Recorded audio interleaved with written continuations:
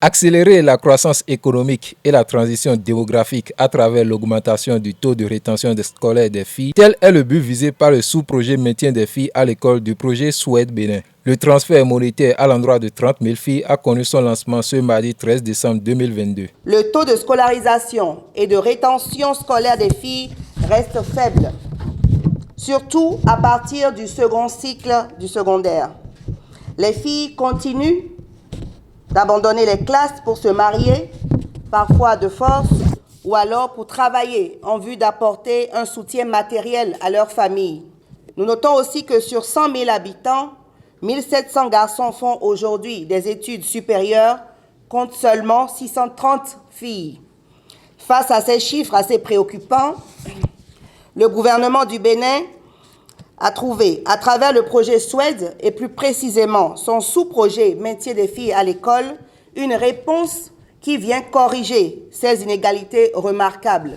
Après 3 éditions successives de distribution de kits scolaires au profit de 30 000 filles des familles en situation difficile, les transferts monétaires à l'endroit des mêmes 30 000 filles du cours moyen en terminale vont démarrer. La coordonnatrice du projet Soued Bénin nous dit comment le transfert et le suivi se feront. Donc nous sommes ici pour la cérémonie de lancement des transferts monétaires conditionnels en direction de 30 000 filles scolarisées. Alors il s'agit de 17 500 dans la zone sud d'intervention du projet et de 12 500 filles dans la zone nord d'intervention du projet.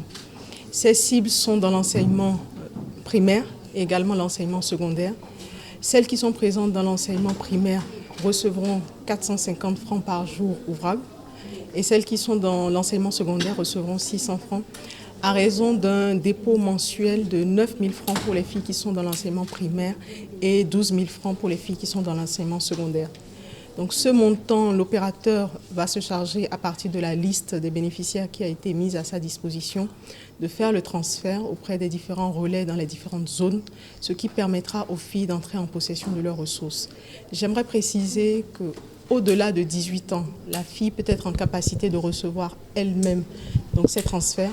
En dessous de 18 ans, c'est la tutrice qui est privilégiée pour avoir accès à ces ressources.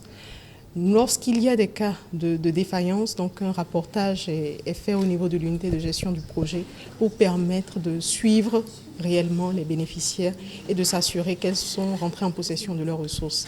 Tout ceci se fait avec l'appui des différentes ONG de mise en œuvre qui sont sur le sous-projet Maintien des filles à l'école. Très heureuse, les bénéficiaires, à travers leur porte-parole, remercient le gouvernement pour cette initiative et promettent de se donner plus au travail.